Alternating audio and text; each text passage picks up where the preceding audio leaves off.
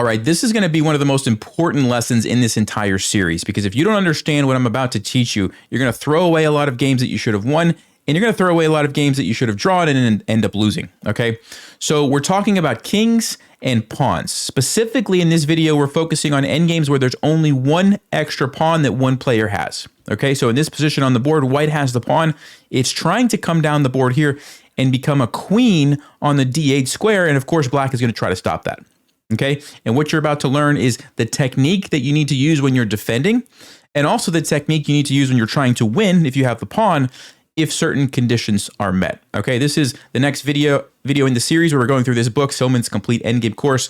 The examples correspond to part 2 and some of part 3 of that book. All right, let's go ahead and just jump right in. So here's the situation. Like I mentioned, white's pawn is trying to come down the board and become a queen on d8. Black's king is in the way.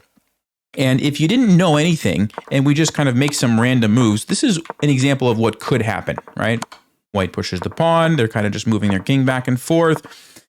Pushes the pawn with check. The king moves over and the king moves here. Now, what has happened? Well, this is what's called a stalemate. Because if you look carefully, it's black's turn, but black's king is trapped. You can't move there or there because of the pawn. You can't move here or here or here because of the king, so you can't move your king anywhere. However, if you also look carefully, you're not in check. So this is what's called a stalemate. This is a draw, and this is exactly what black is hoping for, right? You don't want to let the pawn become a queen. You've successfully done that. The game is a tie. Fantastic. The question is, did black get lucky, or will this happen every single time? And that is why you need to understand 3 rules. Okay, there's 3 rules that I'm going to give you for defending against a pawn in a situation like this.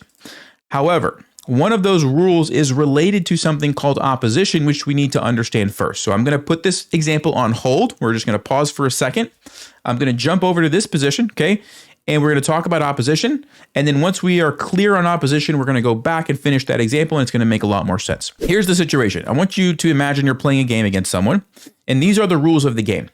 If your king can make it to the back rank anywhere on the 8th rank, you win.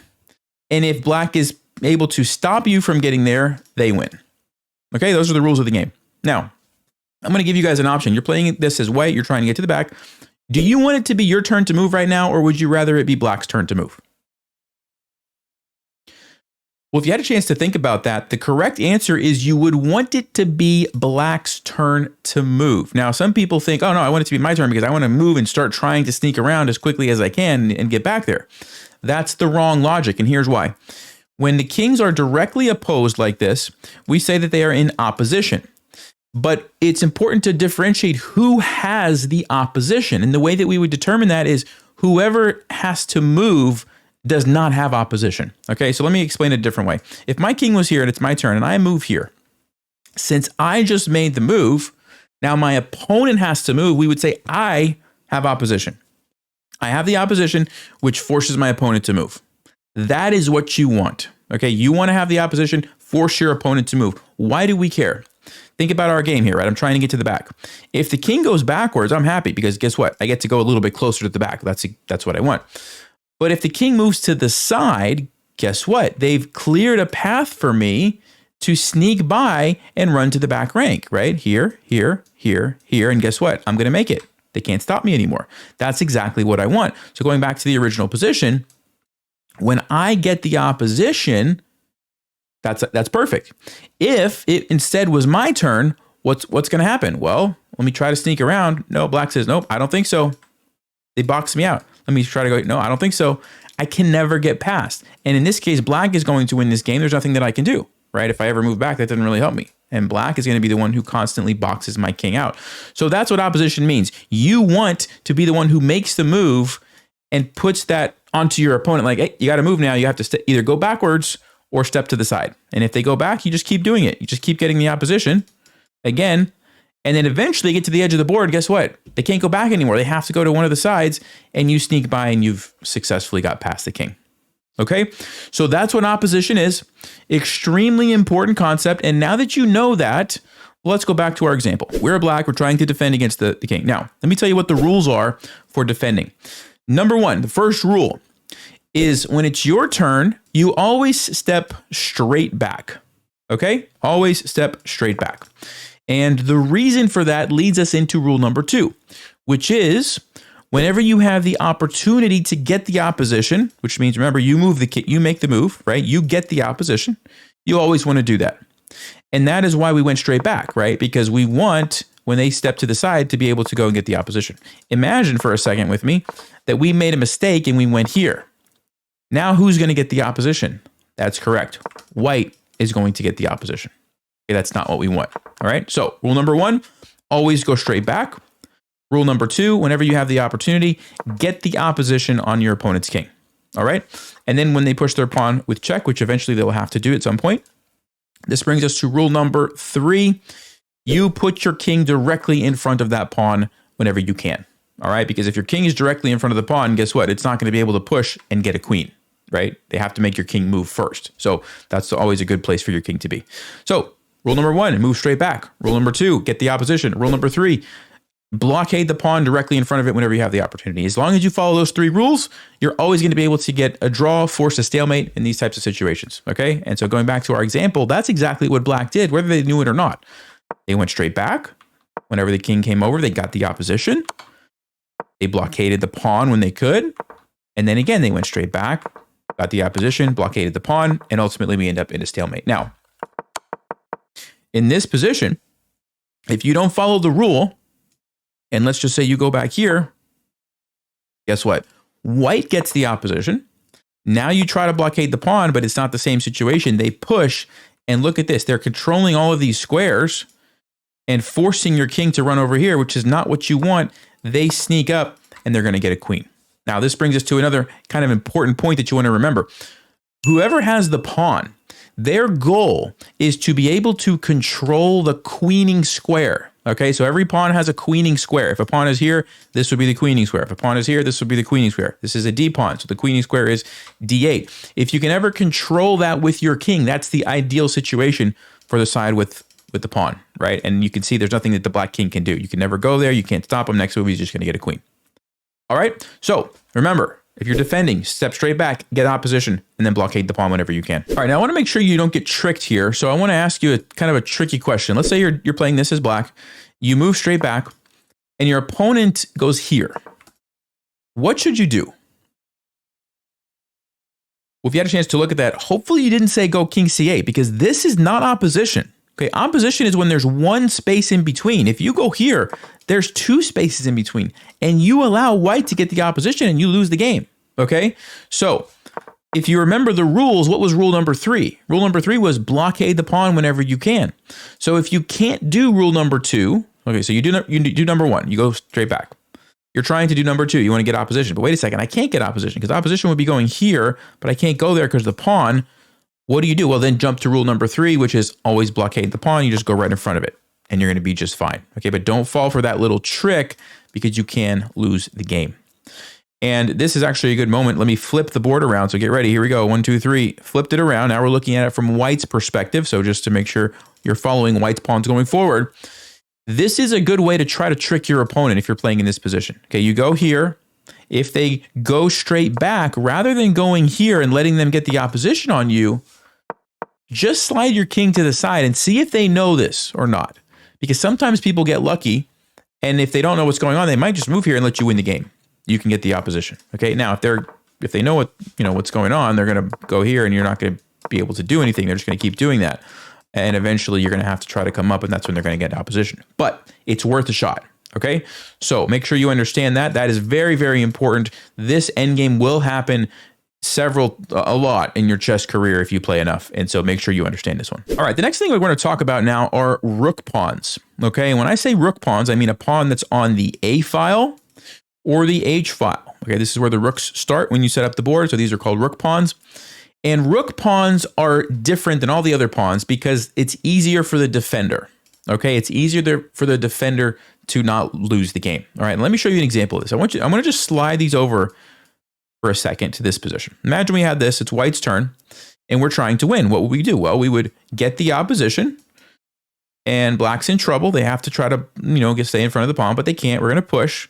We force them out, right?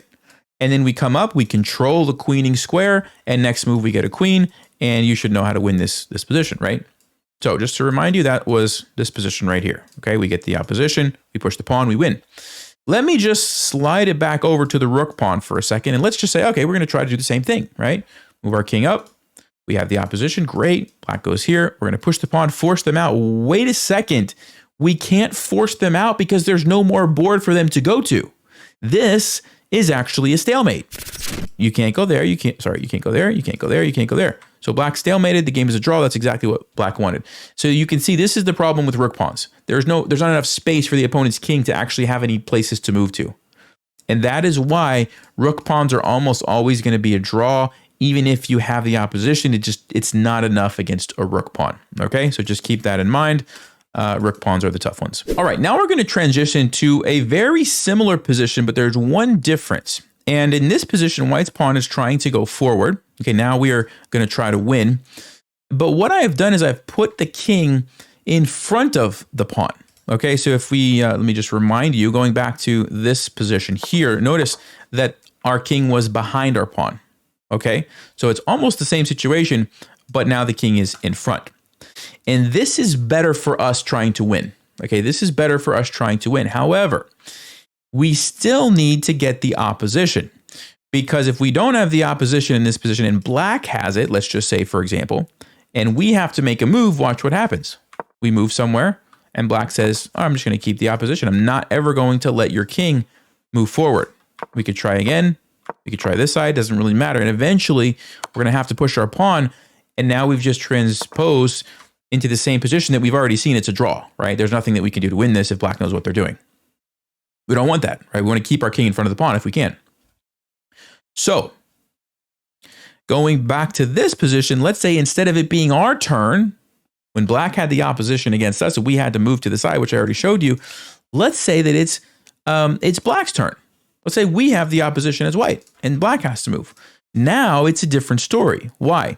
Because black has to make the tough decision. Do they go backwards and let us just keep pushing them down the board with the opposition, or do they step to the side, right? And they're both bad, but once they step to the side, watch what we do. King to c4. And whenever you have the option to get on the side and control the squares that your pawn needs to move down the board, that is always a good thing. Okay, that's always a good thing. That is what you need. And so here we go. We've advanced, and now black has to decide, okay, what are they going to do? They can either try to come up and get our pawn, but we're just going to push it. And now they're really in trouble because they can't go here and they can't go here because the pawn. They have to like try to come over here. And guess what? We can just keep marching down the board with our king. Actually, I would go here, get the opposition, not even let them come over. Keep the opposition. Keep the opposition. And then at the right moment, start pushing the pawn again. Push the pawn again. And notice what we've done. We've kept the king away from the queening square. There's nothing that they can do.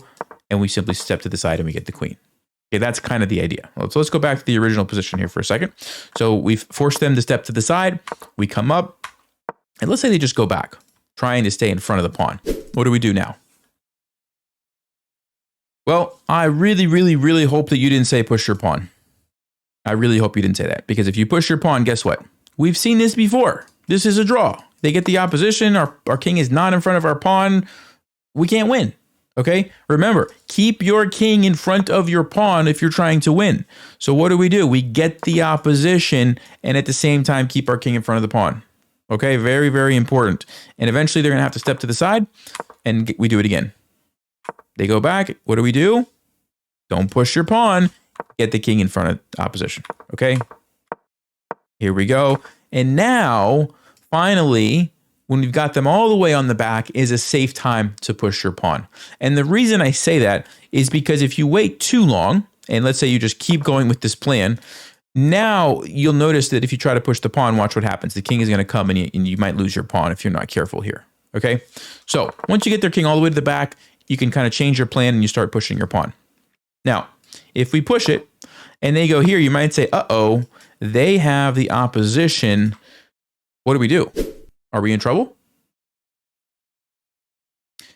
The answer is no, and I hope you recognize that you can actually push your pawn to gain the opposition. This is it's not an advanced concept, but it's something that maybe you never thought about. But you don't always have to move your king to get the opposition on your opponent. You can actually push a pawn. And this is good to keep in mind in king and pawn endings, because sometimes there's more pawns on the board and you might have an extra pawn somewhere and you could push it. And if your opponent doesn't have any pawns that they can safely push, this could be a good, technique to gain the opposition. Okay, and that's exactly what you do here. You push it, now they have to move, and then guess what? You sneak up, you're controlling the queening square, and you win. Okay, so keep that in mind. Remember, just to kind of recap that, keep your king in front of your pawn, get the opposition, and in some rare cases, you can actually use the pawn as a way to give yourself the opposition. Okay, so let's go to this position. It's white to play. What should you do? All right, well, if you had a chance to look at that, this was an easy one. Hopefully you recognize this is the same situation where we would like to have opposition, but we don't because the king is there. So what do? We use the pawn to gain the opposition, and now we're in business. Black can choose if they want to go back. We just keep going up with the opposition, or they can choose if they want to go to the side. And again, we sneak up, we start controlling those queening squares. We keep getting the opposition, and eventually at the right moment, like maybe now, we push our pawn. Okay, and this is one more key point that I didn't mention. Make sure you don't go crazy with your king moving too far, too fast up the board, because if you abandon your pawn like this, of course, black's just going to come and take it. So you do want to kind of keep that in the back of your mind. Just kind of keep them together, but always keep the king in front of the pawn. Okay, and so what do? Here, you push it. They go back. What do? You push it, and you make sure that if they go there, you get the opposition, and you win. They go here, we go here, we go here. Check, check, queen. Checkmate the king. All right, so opposition, incredibly important. King and pawn endings. Make sure you understand the 3 rules for defending. Make sure you understand how to win by keeping your king in front. And make sure you understand that you can use pawn moves to gain the opposition in certain situations. Oh, and also, one more thing. I don't know if I set this position up. Let me just do it real fast. Okay, here we go. Even if your king is in front of your opponent, it's in front of the pawn, and you have the opposition, or you can get the opposition with the pawn push, if it's a rook pawn, it doesn't matter.